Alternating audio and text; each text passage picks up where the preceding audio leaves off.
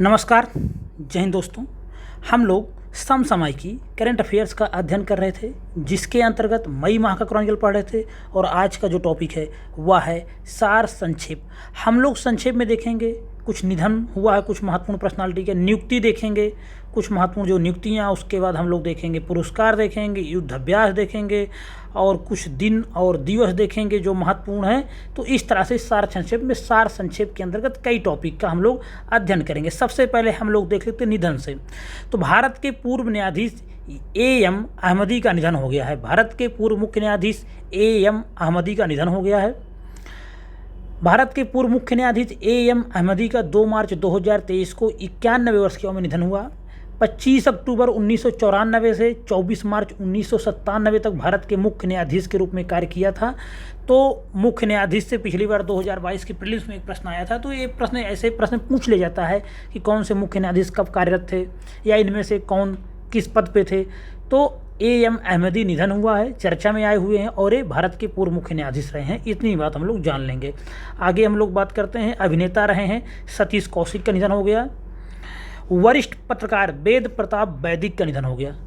इतना जानते रहिए बस कि वरिष्ठ पत्रकार थे वेद प्रताप वैदिक, इनका निधन हो गया। इसके अलावा कुछ नहीं। नियुक्तियों में देखते हैं, यस दुबे नए लेखा महानियंत्रक नियुक्त किए गए हैं। केंद्र सरकार ने यस दुबे को 28वें महालेखा नियंत्रक सीजीए के रूप में नियुक्त किया है। महत्वपूर्ण पोस्ट होती है केंद्र सरकार में, तो ये महत्वपूर्ण बन जाता है। प्रश्न यहाँ से पूछा जा सकता है, कौन नए सीजीए बनाए गए हैं? यस दुबे। आगे बात करते हैं लेखा महानियंत्रक के बारे में। जो सीजीए होता है, लेखा महानियंत्रक केंद्र सरकार के लेखा मामलों के प्रमुख सलाहकार होते हैं। इतना याद रखेंगे, सीजीए को याद रखेंगे कौन से हैं। यस दुबे। सिद्धार्थ मोहंती एलआईसी के अंतरिम अध्यक्ष बनाए गए हैं। सिद्धार्थ मोहंती को केंद्र सरकार ने 11 मार्च 2023 को एलआईसी का अंतरिम अध्यक्ष के तौर पर नियुक्त किया है। मोहंती 14 मार्च से 3 महीने के लिए इस पद पर बने रहेंगे। तो मोहंती को छोड़ देंगे, इसको 3 माह बाद हट जाएंगे, कोई नया आ जाएगा। भारतीय जीवन बीमा निगम एलआईसी के बारे में जान लेते हैं। भारत की सबसे बड़ी जीवन बीमा कंपनी की स्थापना कब हुई? 1956 में। मुख्यालय के बारे में बात करें तो इसकी वित्तीय राजधानी मुंबई में इसका मुख्यालय है। तो यहाँ से ये प्रश्न महत्वपूर्ण हो जाता है और प्रश्न आया हुआ है स्ट्रैटेजी के में कि एलआईसी की स्थापना कब हुई। तो एलआईसी की जो स्थापना हुई थी सन 1956 ईस्वी में हुई थी। इसका मुख्यालय है भारत की वित्तीय राजधानी मुंबई में। आगे हम लोग बात करते हैं, हम लोग सिर्फ वही यहाँ पे पढ़ रहे हैं जो एग्जाम के दृष्टिकोण से महत्वपूर्ण हो जाता है और जहाँ से कई बार प्रश्न देखे गए हैं। जलवायु उद्यमी हैं श्रेया घोड़ावत, सी चेंज क्लाइमेट का भारत राजदूत इनको नियुक्त किया गया है। जलवायु उद्यमी श्रेया घोड़ावत को 13 मार्च 2021 को सी चेंजेज क्लाइमेट के लिए भारत का राजदूत नियुक्त किया गया है। सी चेंजेज क्लाइमेट क्या है? यह एक वैश्विक अभियान है जो सिर्फ जलवायु कार्रवाई को तेज करने में महिलाओं की महत्वपूर्ण भूमिका के बारे में जागरूकता बढ़ाना इसका मुख्य उद्देश्य होता है। तो श्रेया घोड़ावत चर्चा में रही हैं, देख लेंगे, इनको महत्वपूर्ण हो सकती हैं। तो जलवायु उद्यमी हैं श्रेया घोड़ावत, इनको सी चेंजेज क्लाइमेट के लिए भारत का राजदूत नियुक्त किया है, याद रखेंगे। दीपक मोहंती पीएफआरडीए के अध्यक्ष नियुक्त किए गए हैं, ये भी महत्वपूर्ण हो सकता है। दीपक मोहंती को पेंशन कोष नियामक एवं विकास प्राधिकरण पीएफआरडीए का अध्यक्ष नियुक्त किया गया है। इतना ही जानते रहिए। आगे बढ़ते हैं, बात करेंगे हम लोग पेंशन निधि विनियामक और विकास प्राधिकरण, जिसको हम लोग पीएफआरडीए बोलते हैं। यह संवैधानिक विनियामक निकाय है। इसकी स्थापना 2014 में एनपीएस अंशदाताओं के वृद्धावस्था, आय की सुरक्षा और हितों की रक्षा को बढ़ावा देने के उद्देश्य से की गई है। के कीर्ति वासन टीसीएस के सीईओ नियुक्त किए गए हैं। ऐसे ही देख लेंगे चलते चलते में। आगे हम लोग बात करते हैं, रतन टाटा को विशिष्ट सेवा के लिए ऑर्डर ऑफ ऑस्ट्रेलिया में नियुक्ति। तो ऑस्ट्रेलिया के गवर्नर जनरल ने ऑस्ट्रेलिया भारत संबंधों, विशेष रूप से व्यापार, निवेश और परोपकार के विशिष्ट सेवा के लिए 17 मार्च 2023 को रतन टाटा को ऑर्डर ऑफ ऑस्ट्रेलिया में एक मानद अधिकारी नियुक्त किया गया है। और इनको ऑस्ट्रेलिया का सर्वोच्च सम्मान भी कुछ दिन पहले दिया गया, याद रखेंगे। महत्वपूर्ण हो जाते हैं और रतन टाटा हैं तो महत्वपूर्ण पर्सनालिटी हैं, महत्वपूर्ण हो जाते हैं। आगे हम बात करते हैं, रतन टाटा को new south Wales Ratan Tata को न्यू साउथ वेल्स विश्वविद्यालय से डॉक्टर ऑफ बिजनेस की मानद उपाधि भी प्रदान की गई है। एक चीज़ यहाँ पे देख लेंगे, जो पेंशन निधि विनियामक और विकास प्राधिकरण है PFRDA, यह लिखा है संवैधानिक, तो संवैधानिक निकाय तो यह है नहीं, मुझे नहीं लगता। तो इसको आप लोग देख लीजिएगा, अगर कुछ लगे तो इसको कमेंट करके बता दीजिएगा, अगर मुझे कहीं मिलेगा तो मैं इसको देख लूँगा। बाकी संवैधानिक नहीं, कोई सांविधिक निकाय होना चाहिए, यहाँ पे हो सकता है मिसप्रिंट लिख गया हो, तो इसको अगर आप लोग देख लीजिएगा।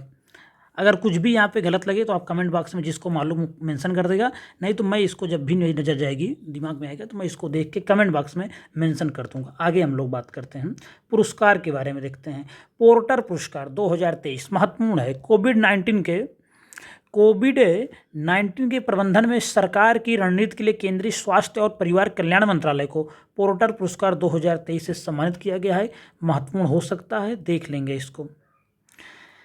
23 से 24 फरवरी को स्टैनफोर्ड यूनिवर्सिटी में द इंडिया डायलॉग के दौरान इस पुरस्कार की घोषणा की गई। तो याद रखेंगे, पोर्टर पुरस्कार किसको मिला है? केंद्रीय स्वास्थ्य और परिवार कल्याण मंत्रालय को मिला हुआ, पूछा जा सकता है। आगे बात करते हैं। 8वां राष्ट्रीय फोटोग्राफी पुरस्कार केंद्रीय सूचना और प्रसारण राज्य मंत्री डॉक्टर एल मुरुगन ने 7 मार्च 2023 को नई दिल्ली में यह सब पुरस्कार प्रदान किया। तो इसमें एक बस देख लेते हैं, लाइफ टाइम अचीवमेंट पुरस्कार किसको दिया गया? सिसरी सिप्रा दास को दिया गया। 8वें राष्ट्रीय फोटोग्राफी पुरस्कार के जो विजेता रहे हैं उसमें लाइफ टाइम अचीवमेंट पुरस्कार मिला है सिसरी सिप्रा दास को, और बाकी सब छोड़ देंगे, कोई महत्वपूर्ण पुरस्कार नहीं है। प्रिट्जर आर्किटेक्चर पुरस्कार 2023 7 मार्च 2023 को ब्रिटेन के आर्किटेक्चर सर डेविड चिपरफील्ड को प्रिट्जर आर्किटेक्चर 2023 पुरस्कार के लिए चुना गया। अगर पुरस्कारों में देखा जाए तो सबसे महत्वपूर्ण पुरस्कार है, किसको मिला है? ब्रिटेन के हैं, आर्किटेक्चर हैं सर डेविड चिपरफील्ड। महत्वपूर्ण प्रश्न है, यहाँ से प्रश्न बार बार पूछा गया है और फिर पूछा जा सकता है, महत्वपूर्ण पुरस्कार है। इसको आर्किटेक्ट का नोबेल भी कहते हैं, याद रखेंगे। आगे हम लोग बात करते हैं प्रिट्जर पुरस्कार के बारे में। तो प्रिट्जर पुरस्कार वास्तुकला के क्षेत्र में दिए जाने वाले सर्वोच्च अंतर्राष्ट्रीय सम्मान है। इसकी स्थापना वर्ष 1979 में हयात फाउंडेशन द्वारा की गई है। इसको वास्तुकला का नोबेल पुरस्कार भी कहते हैं। Golden city gate tourism award 2023 में भारत को गोल्डन एंड सिल्वर स्टार।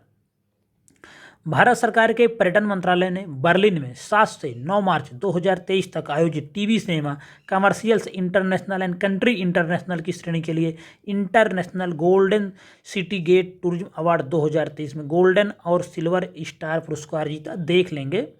आगे बढ़ते हैं। RR फिल्म के लिए गीत नाटू नाटू को ऑस्कर पुरस्कार मिला है। यह प्रश्न महत्वपूर्ण है, याद रखेंगे। फिर पूछा जा सकता है, UPPCS प्री 2023 में इससे संबंधित प्रश्न पूछा गया था, और आगामी परीक्षाओं चाहे उत्तराखंड PCS हो, चाहे बिहार PCS हो, या अन्य कोई एग्जाम हो, वनडे एग्जाम्स हो, वहाँ पे प्रश्न आपको देखने को मिलेगा ही मिलेगा। यह ऑस्कर में नामांकित होने वाला पहला भारतीय गीत था नाटू नाटू। नाटू नाटू सर्वश्रेष्ठ गीत श्रेणी में भारत का पहला ऑस्कर प्राप्त किया, और गीत के शब्द लिखा था चंद्र बोस द्वारा लिखे गए हैं। यम किरवानी द्वारा संगीत इसको दिया गया, और इस काल भैरव और राहुल सिप्लीगंज द्वारा गाया गया था। तो ये सभी लोगों का याद रखेंगे। गीत के शब्द किसके थे? चंद्र बोस के। यम किरवानी द्वारा संगीत दिया गया, इसे काल भैरव और राहुल सिप्लीगंज द्वारा गाया गया, याद रखेंगे। इससे पहले नाटू नाटू ने बेस्ट ओरिजिनल सॉन्ग का गोल्डन ग्लोब अवार्ड और क्रिटिकल चॉइस अवार्ड भी जीता था, याद रखेंगे। बहुत महत्वपूर्ण प्रश्न यहाँ से आएगा। RR फिल्म के बारे में बात करें तो यह यस राजामौली द्वारा लिखित और निर्देशित तेलुगु भाषा की फिल्म है, ये भी याद रखेंगे। आगे हम लोग बात करते हैं। द एलिफेंट व्हिस्पर को बेस्ट डॉक्यूमेंट्री शॉर्ट फिल्म का अवार्ड मिला है ऑस्कर में ही, यह भी महत्वपूर्ण है। 95वें ऑस्कर अवार्ड में भारतीय प्रविष्ट द एलिफेंट व्हिस्पर ने सर्वश्रेष्ठ वृत्तचित्र लघु फिल्म श्रेणी डॉक्यूमेंट्री शॉर्ट सब्जेक्ट कैटेगरी में ऑस्कर जीता। 41 मिनट की यह एक तमिल भाषा की डॉक्यूमेंट्री फिल्म है। यह फिल्म 2 अनाथ हाथी के बच्चों और उसकी देखभाल करने वाले बोम्मन और बेली नाम के एक कपल की कहानी पर आधारित है। द एलिफेंट व्हिस्कर का निर्देशन किसने किया? कार्तिकी गोंजाल्विस ने किया है। तो इनके जो निर्देशक हैं कार्तिकी गोंजाल्विस को याद रखेंगे, महत्वपूर्ण है। अब हम देख लेते हैं 95वें ऑस्कर अवार्ड 2023 के विजेताओं की सूची में जो महत्वपूर्ण हो सकते हैं उनको। तो बेस्ट फिल्म कौन रही? Everything everywhere all at once. Best actor कौन रहे? ब्रेंडन फ्रेजर द व्हेल के लिए। और उसके बाद अगर हम देखें तो बेस्ट लीड एक्ट्रेस कौन रही हैं? Michelle Yeoh, everything everywhere all at once के लिए। उसके बाद अगर हम कुछ और इसमें जहाँ से प्रश्न बन सकता है तो बाकी सब इसमें छोड़ देंगे, सिर्फ इतना जानेंगे बेस्ट फिल्म कौन रही। बेस्ट फिल्म पूछी जाती है तो यह रही है everything everywhere all at once. Best actor रहे ब्रेंडन फ्रेजर द व्हेल के लिए, और बेस्ट लीड एक्ट्रेस रही हैं Michelle Yeoh, everything everywhere all at once के लिए। आगे हम लोग चलते हैं। ज्ञान चतुर्वेदी के उपन्यास पागलखाना को व्यास सम्मान 2022। व्यास सम्मान आप सब जानते हैं बहुत महत्वपूर्ण है, के बिरला फाउंडेशन द्वारा दिया जाता है। के बिरला फाउंडेशन ने 9 मार्च 2023 को प्रसिद्ध हिंदी लेखक डॉक्टर ज्ञान चतुर्वेदी को उनके व्यंग्य उपन्यास पागलखाना के लिए 32वें व्यास सम्मान से सम्मानित किया है। उसके बाद अगर हम देखें तो 2022 देने की घोषणा की गई है। यह उपन्यास 2018 में प्रकाशित हुआ था। और 2021 में किसको मिला था व्यास सम्मान? असगर वजाहत को, उनके नाटक महाबली के लिए। तो महाबली किसकी कृति है? असगर वजाहत की। और 2022 में किसको मिला है व्यास पुरस्कार? तो वह मिला है ज्ञान चतुर्वेदी को पागलखाना के लिए। आगे हम लोग बढ़ते हैं। के बिरला फाउंडेशन छोड़ देते हैं। हैली उज्जीवन ऐप को 13वां एजिस ग्राहम बेल अवार्ड।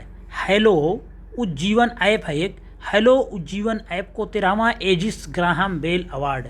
यह पुरस्कार इलेक्ट्रॉनिक्स और सूचना प्रौद्योगिकी मंत्रालय द्वारा समर्थित Aegis school of data science की एक पहल है। तो हेलो उज्जीवन ऐप को 13वां एजिस ग्राहम बेल अवार्ड मिला है। देख लेंगे इसको भी, क्या पता कहीं पूछ ही लिया जाए। तमिल लेखक शिवशंकरी को सरस्वती सम्मान 2022। तो मोस्ट इम्पॉर्टेंट है, या बार बार पूछा जाता है सरस्वती सम्मान किसको मिला है? तो तमिल लेखक शिवशंकरी को उनके 2019 के संस्मरण सूर्यवांशम के लिए सरस्वती सम्मान 2022 से सम्मानित किया गया है। याद रखेंगे, बहुत महत्वपूर्ण है। सरस्वती सम्मान के बिरला फाउंडेशन द्वारा दिया जाने वाला साहित्य का पुरस्कार है।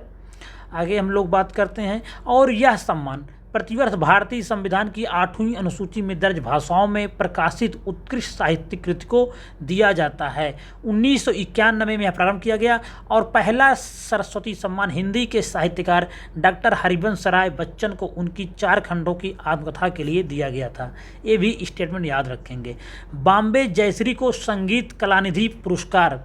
संगीत अकेडमी ने वर्ष 2023 के लिए संगीत कलानिधि, नृत्य कलानिधि, संगीत कला आचार्य TTK और संगीतज्ञों के पुरस्कारों की नामों की घोषणा कर दिया है। तो इतना याद रखेंगे, बॉम्बे जयश्री को संगीत कलानिधि पुरस्कार। आगे हम लोग बात करते हैं। लुइस कैफ्रेली को 2023 का एबेल पुरस्कार। पुरस्कारों में ये सबसे महत्वपूर्ण हो सकता है। तो लुइस कैफ्रेली ने 2023 का एबेल पुरस्कार जीत लिया है। लुइस कैफ्रेली को 2023 का एबेल पुरस्कार प्रदान किया गया है। गणित के इस सबसे प्रतिष्ठित पुरस्कार को नोबेल प्राइज के बराबर माना जाता है। पहली बार यह अवार्ड 2003 में जीएन पियरे को गणित के कई हिस्सों को आधुनिक बनाने हेतु दिया गया था। तो याद रखेंगे, लुइस कैफ्रेली बहुत महत्वपूर्ण पर्सनालिटी हैं और इनको 2023 का एबेल पुरस्कार दिया गया। किस क्षेत्र में? मैथमेटिक्स के क्षेत्र में। कौन देता है? तो नॉर्वे की सरकार ने 2001 में इस पुरस्कार की शुरुआत की और 2003 में पहला पुरस्कार जीएन पियरे को दिया गया। सैन्य और युद्धाभ्यास देख लेते हैं। अभ्यास सिन्धु मैत्री। भारतीय वायुसेना ने Japan air self defence force के साथ 13 फरवरी से 2 मार्च 2023 के बीच कोमात्सु जापान में आयोजित अभ्यास सिन्धु मैत्री में भाग लिया। याद रखेंगे, सिन्धु मैत्री अभ्यास भारतीय वायुसेना और जापानी एयर वायुसेना के बीच में होता है। याद रखेंगे, भारत और जापान के बीच का संयुक्त युद्ध अभ्यास है, वायुसेना का, महत्वपूर्ण है, याद रखेंगे। आगे बात करते हैं अभ्यास धर्म गार्जियन। भारत और जापान के बीच संयुक्त सैन्य अभ्यास एक्सरसाइज धर्म गार्जियन का 4था संस्करण 17 फरवरी से 2 मार्च 2023 तक जापान में शिगा प्रांत के कैंप इमाजू में आयोजित किया गया। तो अभ्यास धर्म गार्जियन भी याद रखेंगे, भारत और जापान के बीच होता है। उसके बाद हम बात करें तो यह मिलिट्री का अभ्यास होता है या आर्मी का अभ्यास होता है, यह भी याद रखेंगे। अभ्यास ट्रोपिक्स 2023 भारतीय नौसेना का अभ्यास जिसे 2023 के लिए theatre level operation readiness exercise TROPEX कहा जाता है, नवंबर 2022 से मार्च 2023 तक 4 महीने तक चलने के बाद अरब सागर में संपन्न हुआ। तो अभ्यास ट्रोपिक्स किसका है? भारतीय नौसेना का। उसके बाद हम आगे बात करते हैं अभ्यास समुद्री अभ्यास MPX। तो भारतीय नौसेना के INS सह्याद्री जहाज ने 10 से 11 मार्च 2023 को अरब सागर में फ्रांस की नौसेना के साथ समुद्री साझेदारी अभ्यास MPX आयोजित किया। तो याद रखेंगे यह भी युद्धाभ्यास महत्वपूर्ण है, समुद्री अभ्यास MPX। आगे बात करते हैं सैन्य अभ्यास फ्रिंजेक्स 2023 भारतीय थल सेना और फ्रांसीसी सेना के बीच संयुक्त सैन्य अभ्यास फ्रिंजेक्स 23 केरल में तिरुवनंतपुरम के पेंगोड मिलिट्री स्टेशन में 7 और 8 मार्च को आयोजित किया गया। यह भी अभ्यास बहुत महत्वपूर्ण है। प्रश्न पूछा जा सकता है कि सैन्य अभ्यास फ्रिंजेस किसके बीच हुआ है? तो भारतीय थल सेना और फ्रांसीसी थल सेना के बीच हुआ है। अभ्यास ला पेरोस 2023 का तीसरा संस्करण भारतीय फ्रांसीसी नौसेना द्वारा बहुपक्षीय द्विवार्षिक अभ्यास ला पेरोस का तीसरा संस्करण हिंद महासागर क्षेत्र में 13 से 14 मार्च 2023 को आयोजित किया गया। इस अभ्यास में Bharat, America, Japan, France, Britain और ऑस्ट्रेलिया की नौसेनाओं ने भाग लिया। याद रखेंगे अभ्यास ला पेरोस, इसका आयोजन किसने किया? फ्रांस ने किया। कहाँ पे किया? हिंद महासागर में। आगे हम लोग बढ़ते हैं। अब देख लेते हैं कुछ महत्वपूर्ण दिवस। तो इसमें मार्च माह के सारे महत्वपूर्ण दिवस दिए गए हैं और जिसको बता रहा हूँ उतने हुए आपको नज़र बना के रखिए, उतनों को याद करिए, उसी में से एग्जाम में प्रश्न फंस जाते हैं। 3 मार्च 2023 विश्व वन्य जीव दिवस होता है। वनस्पतियों और जीवों के संरक्षण के मुद्दों पर ध्यान आकर्षित करने के लिए प्रतिवर्ष 3 मार्च को विश्व वन्य जीव दिवस मनाया जाता है। विश्व वन्य जीव दिवस 2023 की थीम है वन्य जीव संरक्षण के लिए साझेदारी। आगे बात करते हैं 4 मार्च राष्ट्रीय सुरक्षा दिवस होता है। आगे बात करते हैं 5वां जन औषधि दिवस सप्ताह, तो इसको छोड़ देंगे। आगे हम लोग बात करते हैं जो महत्वपूर्ण हम लोग सिर्फ वही पढ़ेंगे जहाँ से प्रश्न आता रहता है। अंतर्राष्ट्रीय महिला दिवस मोस्ट इम्पॉर्टेंट है, यहाँ से प्रश्न बार बार आया हुआ है। 8 मार्च को मनाया जाता है। विश्व भर की महिलाओं की सामाजिक, आर्थिक, सांस्कृतिक और राजनीतिक उपलब्धियों के लिए अंतर्राष्ट्रीय महिला दिवस मनाया जाता है। UN की digit all innovation and technology for gender equality theme के साथ विश्व भर में अंतर्राष्ट्रीय महिला दिवस मनाया गया। इसकी थीम क्या थी? Digit all innovation and technology for gender equality theme के साथ यह विश्व भर में मनाया गया। आगे बात करते हैं नो स्मोकिंग डे 2023। प्रतिवर्ष मार्च के दूसरे बुधवार को नो स्मोकिंग डे मनाया जाता है। यह इस वर्ष 8 मार्च को था। तो याद रखेंगे नो स्मोकिंग डे होता है प्रतिवर्ष मार्च के दूसरे बुधवार को। आगे बात करते हैं 15 मार्च विश्व उपभोक्ता अधिकार दिवस महत्वपूर्ण होता है, इसको भी याद रखेंगे। आगे बात करते हैं राष्ट्रीय टीकाकरण दिवस। तो भारत में 16 मार्च को मनाया गया। पहली बात ये जान लीजिए, राष्ट्रीय टीकाकरण दिवस 16 मार्च को।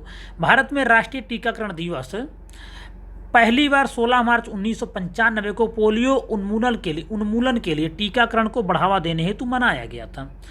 विश्व स्वास्थ्य संगठन WHO ने 27 मार्च 2014 को भारत को पोलियो मुक्त घोषित कर दिया। यार आगे बात करते हैं 20 मार्च 2023 को विश्व गौरैया दिवस महत्वपूर्ण है। याद रखेंगे गौरैया दिवस पूछा जा सकता है, खासकर उत्तर प्रदेश के एग्जाम में। इसकी अगर 2023 की थीम देखें तो विश्व गौरैया दिवस का विषय है मुझे गौरैया से प्यार है। आगे हम लोग बात करते हैं 21 मार्च अंतर्राष्ट्रीय वन दिवस, बहुत महत्वपूर्ण है। अंतर्राष्ट्रीय वन दिवस प्रतिवर्ष 21 मार्च को मनाया जाता है, तो ये भी बहुत महत्वपूर्ण है। आगे हम लोग बात करते हैं 21 मार्च को ही अंतर्राष्ट्रीय नस्लीय भेदभाव दिवस मनाया जाता है। अंतर्राष्ट्रीय नस्लीय भेदभाव उन्मूलन दिवस कब मनाया जाता है? 21 मार्च को। यह भी महत्वपूर्ण हो सकता है, आजकल नए नए दिवस पूछ रहा है। तो 21 मार्च अंतर्राष्ट्रीय नस्लीय भेदभाव उन्मूलन दिवस। आगे बात करते हैं, कुछ विविध है, मिसलेनियस है, उसको देख लेते हैं। एमिरेट्स भारत में सेवा देने वाली सबसे बड़ी विदेशी एयरलाइन बनी है। भारत में नागरिक उड्डयन महानिदेशालय DGCA के आंकड़ों के अनुसार दुबई स्थित एमिरेट्स भारत से आने और जाने वाले अंतर्राष्ट्रीय यातायात के लिए सबसे बड़ी विदेशी एयरलाइन है। याद रखेंगे, मान लीजिए प्रश्न पूछ लिया जाए कि सबसे बड़ी विदेशी एयरलाइन कौन सी है, वह है एमिरेट्स। उसके बाद बात करते हैं, वंदे भारत एक्सप्रेस का संचालन करने वाली पहली महिला बनी सुरेखा यादव। ये बहुत महत्वपूर्ण प्रश्न है, बन सकता है कि वंदे भारत एक्सप्रेस चलाने वाली पहली महिला कौन है, सुरेखा यादव।